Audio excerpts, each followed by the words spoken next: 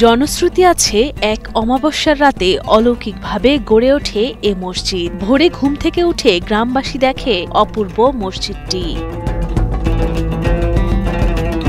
প্রচলিত বিশ্বাস অনুযায়ী হাজারো জিনপরি রাতভর মসজিদ নির্মাণ করলেও সূর্যের আলো ফোটার আগে কাজ অসম্পূর্ণ রেখে অদৃশ্য হয়ে যেত তারা। সেই থেকেই স্থানীয়দের কাছে এটি জিনের মসজিদ নামেই পরিচিত।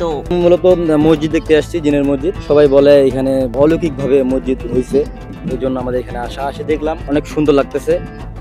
এটি ঠাকুরগাঁও সদর উপজেলার ছোট বালিয়া জামে মসজিদ। নান্দনিক কারুকাজ আর প্রাচীন স্থাপত্য শৈলীতে মোহিত করছে দর্শনার্থীদের। আসলে অনেক ঐতিহ্যবাহী জিনের মসজিদ, এর আগেও শুনছি মানুষের মুখে, তো আজকে প্রথমবার আসলাম, বেশ ভালোই আর কি। প্রায় ১৫০ বছর আগে নির্মিত এই মসজিদকে ঘিরে রয়েছে নানা জনশ্রুতি ও রহস্যগাথা। তবে স্থানীয় চৌধুরী পরিবার জানায়, ১৮ শতকের শেষের দিকে দিল্লি থেকে আনা মিস্ত্রিদের দিয়ে মসজিদ নির্মাণের কাজ শুরু করেন বালিয়ার জমিদার মেহের বক্স চৌধুরী। কিন্তু তার মৃত্যুতে কাজ থেমে যায়। দীর্ঘদিন পরিত্যক্ত থাকার পর ২১ শতকে পরিবারের উত্তরসূরিরা উদ্যোগ নেন সংস্কারের। এই মসজিদ হলো বালিয়া চৌধুরী পরিবারের। বালিয়া চৌধুরী পরিবারের প্রথম পুরুষ যিনি ছিলেন হাজী মেহের বক্স চৌধুরী, উনি এটার ভিত্তি স্থাপন করেন। উনার জীবদ্দশায় এই মসজিদে ছাদের নিচে যে কার্নিসটা দেখা যাচ্ছে, এই কার্নিস পর্যন্ত করানো ছিল, আর গেটেরও ওই কার্নিসের নিচ পর্যন্ত করানো ছিল।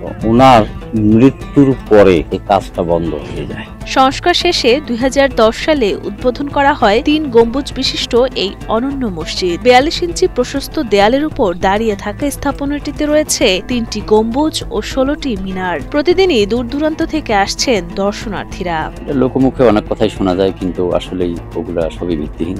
মসজিদের প্রতিষ্ঠাতা বালিয়া চৌধুরী পরিবারের প্রথম পুরুষ হাজী মেহের বক্স চৌধুরী শতাব্দী কাল পর্যন্ত ওইভাবে করেছিল। ২০০৯-১০ অর্থ বছরে এটার কাজ মোটামুটি করা হয়। আমরা নামাজ পড়ার উপযোগী করে